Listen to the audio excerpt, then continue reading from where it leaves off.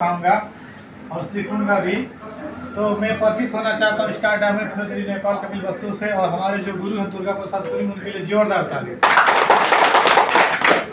आज मैं 2-3 टॉपिक के बारे में बात करेंगे, जैसे कि नींद, निंदा, भूख, ऐसा सारा चीज जो हमारा मानव जीवन है, जो मानव जीवन का जो लाइफ है, मानव जीवन का जो लाइफ है सिर्फ एक व्यक्ति के लिए नहीं है। थका सबको लगता है, नींद सबको लगता है, भूख सबको लगता है, आलस सबको लगता है। ड्यूटी करके आते हैं लेकिन नहा के हम लोग को बाहर जाने का दिल नहीं होता है, खाना बनाने का भी दिल नहीं होता है, लेकिन हम लोग फिर भी क्या करते हैं, मजबूरी बनाते हैं। अगर बनाएंगे नहीं तो खाएंगे कैसे? लेकिन जिसका मेस है तो वो कैंटीन में जाके खाते हैं, कुछ लोग होटल से खा लेते हैं, मतलब अपना अपना सबको होता है। तो मैं आप लोग को ये कहना चाहता हूँ कि कुछ लोग पी के रूम में पड़े होंगे, लेकिन हम लोग उसमें से कुछ लोग इधर हैं।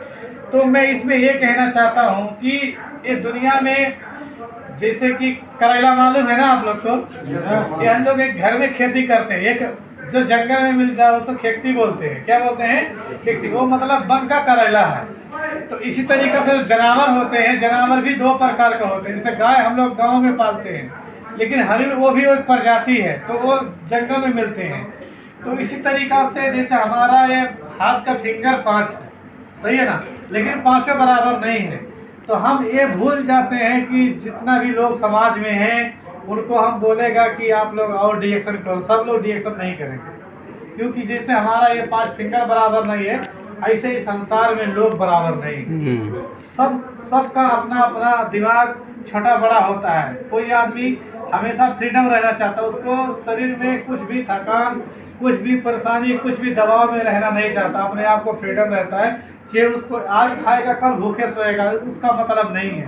तो मैं आप लोग को ये बताना चाहता हूँ कि दोहा कतार में आने से पहले हम लोग भी एक गांव में रहते थे, और हम लोग का जैसा एज का, जैसा भी मानो मैं अभी 35 का हूँ, लेकिन अंकल का पूछा जाए तो उनका 45 एज होगा आपको। हाँ, आपका एज का लोग गांव में सिर्फ चाय पी के चौराहा पे घूमते होंगे, लेकिन आज आप यहाँ आके मान कर चलिए, अगर नेपाल का, अगर इधर कतार का 1000 रियाल भी कमाते होंगे तो नेपाल का 40,000 रुपया हो गया।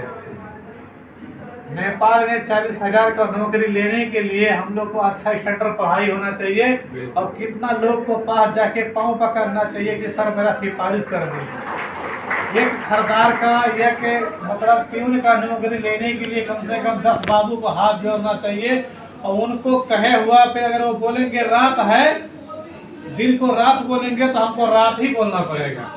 अगर वो बोलेंगे लाल को काला बोलो तो हमको काला ही बोलना पड़ेगा। वो बोलेंगे सच को झूठ बोलो तो हमको झूठ ही बोलना पड़ेगा। हाँ, अगर वो बोलेंगे ये पूरब में ये पश्चिम है तो हमको पश्चिम ही बोलना पड़ेगा। मतलब हम इससे एक लालच में बिक जाते हैं, एक नौकरी के लिए, एक पैसा के लिए। तो मेरा कहने का मतलब है कि नेपाल में अगर हम 40,000 कमाना है तो हम लोग को मेहनत ना ज़्यादा करना चाहिए, कम से कम बीएड होना चाहिए, डिग्री वाला आदमी होना चाहिए।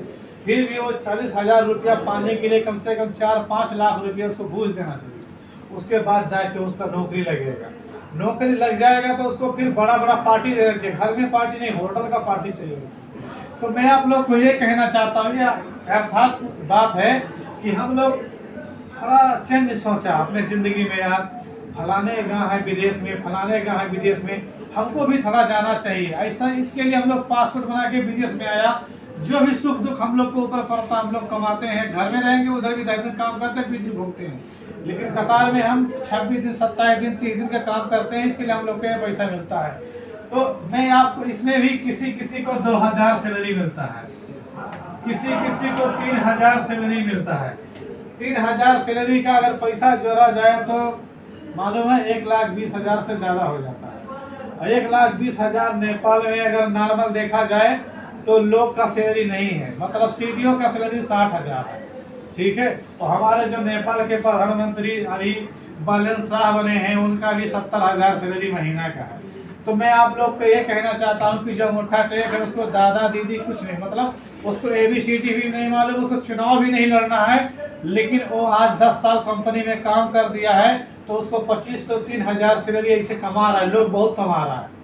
एक बोकर ड्राइवर इधर 3000-2500 सैलरी मिलता है उसको। तो मतलब नेपाल में जो बड़ा वादा का जो पोस्ट होता है, ठीक है, उससे ज़्यादा आदमी इधर एक महीना में कमाता है।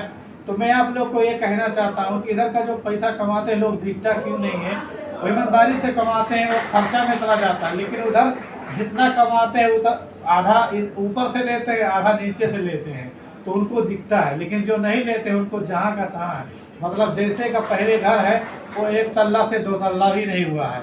तो मैं इसमें ये कहना चाहता हूँ कि अपना ज़िंदगी में अगर हम लोग को कामयाब होना है तो हमारे सर ऑलरेडी बोल के गए हैं कि डीएक्सन एक ऐसा प्रोडक्ट है, मैं पिछले हफ्ता में बोला था कि हम लोग के लीडर बनाता है, हम लोग को मजबूत बनाता है, हम लोग को रोग से निरोगी बनाता है, हम लोग को हेल्दी बनाता है, हम लोग को ऐसा वाला एटीएम क्रिएट करता है कि हम 30 का 30 दिन ड्यूटी कर सकते हैं, 24 घंटा में 18 घंटा ड्यूटी कर सकते हैं। क्यों?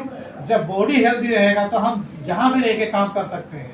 लेकिन कुछ लोग एक दूसरे का देख के पीने में लग जाते हैं, जुआ ताश में लग जाते हैं, सवेरी आता है आधा खाने में आधा बांटने में चला जाता है, सुर्ती वाला का, सिगरेट वाला का, हाँ, गुटखा वाला का, दारू वाले का, ऐसे देख के क्या हो जाता है, पैसा उनको आधा चला जाता है। तो डियर फ्रेंड्स, मैं आप लोग को कहना चाहता हूँ, हमारे सर ने बोला कि मैं ये प्रोडक्ट खाता हूँ और अभी मैं ग्रुप लीडर का जैसा काम करता हूँ, 10 लोग को काम कराता हूँ।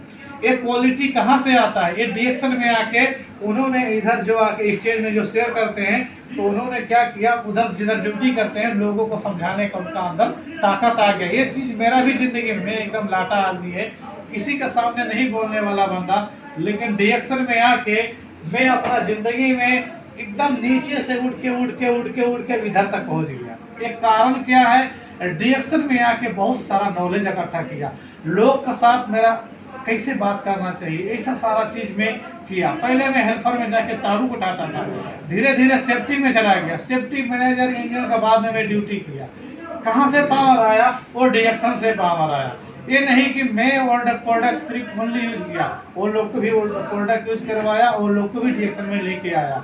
तो मैं आप लोग को यही कहना चाहता हूँ कि अगर ज़िंदगी में अगर हमको आगे जाना है तो हमको सिर्फ एक दिन में सीखने से नहीं होगा, हमको दिन दिन सीखते जाना है। अगर दिन दिन सीखेंगे तो हम लोग अपना ज़िंदगी में प्रगति करेंगे। और पीड़ा का मतलब होता है जैसे कि लेडीज जात का जो होता है, सबका घर में माँ बहन है, अपना बीवी है। शादी कितना लोग कहोगे इधर? सबको हो गया शादी, तो सबका फैमिली है, सबका फैमिली पीरियड आता है, सबको मालूम है आता है। जब पीरियड आता है तो ऐसा 100 में ऐसा 1-2 लेडीज है कि उसका कमती पीड़ा होता है, नहीं तो जब पीड़ा होता है 1 महीना में जब पीरियड आता है, इतना ज़्यादा दर्द होता है, इतना ज़्यादा दर्द होता है ना कि आप सोच भी नहीं सकता है, इतना ज़्यादा पीड़ा होता है।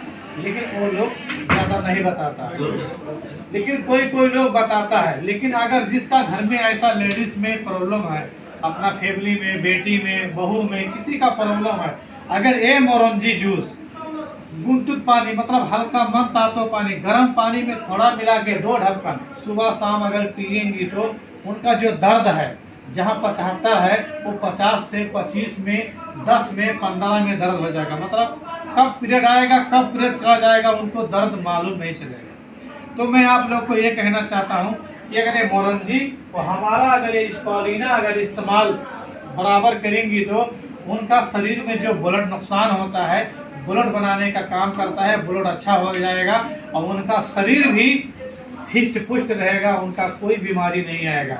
ये चीज़ मैं सिर्फ आप लोग को ऐसा बता नहीं रहा हूँ, स्वयं को मैं अपना फैमिली में यूज करके जो हमको रिजल्ट मिला हुआ है मैं आप लोग को ही बताता हूँ। मेरा छोटा 2 बच्चा था, वो लोग को बोरंजी, कोको जी सारा प्रोडक्ट में यूज करवाता हूँ। वो लोग को इसमें देखो गावा लामा बोल के एक तत्व होता है स्पालिना में, सिर्फ वो स्पालिना में सिर्फ मिलता है विटामिन 12, और दूसरा कोई फल फ्रूट में नहीं मिलता है।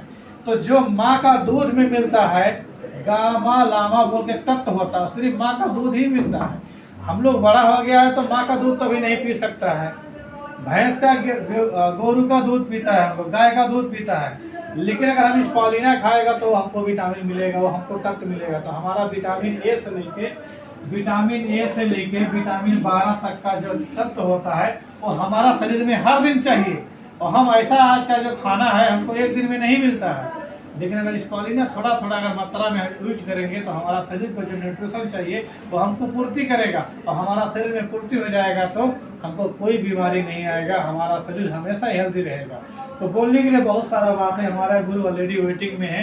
उनको भी समय देना चाहिए बोलने के लिए। तो मैं आप लोग को बोलने के लिए ऐसा सारा जो चीज़ बोला हूँ, तो हम लोग को विटामिन ए से लेकर विटामिन 12 मिलना चाहिए। और मैं आप लोग को बताना चाहता हूँ कि अपना जीवन में आप एक टाइम भूखे सो जाओ, लेकिन गलत काम अपना ज़िंदगी में नहीं करो कि आपका इस दुनिया से जाने के बाद आपका परिवार में कोई क्षति हो, कोई हानि हो। तो आप लोग रेडी हैं बात? Yes. तो आप सबके लिए एक जोरदार ताली को मांग करते हुए मैं इस खेल को विदा लेना चाहता हूँ और अपना गुरु को धन्यवाद देना चाहता हूँ। आज का जो होस्ट अब्दुल हकीम सर हैं, उनको भी थैंक यू कहते हुए अपना वाणी को विराम देते हुए विदा लेना चाहता हूँ। Thank you so much. Good morning sir. बहुत अच्छा हमारे सर जो लाइफ के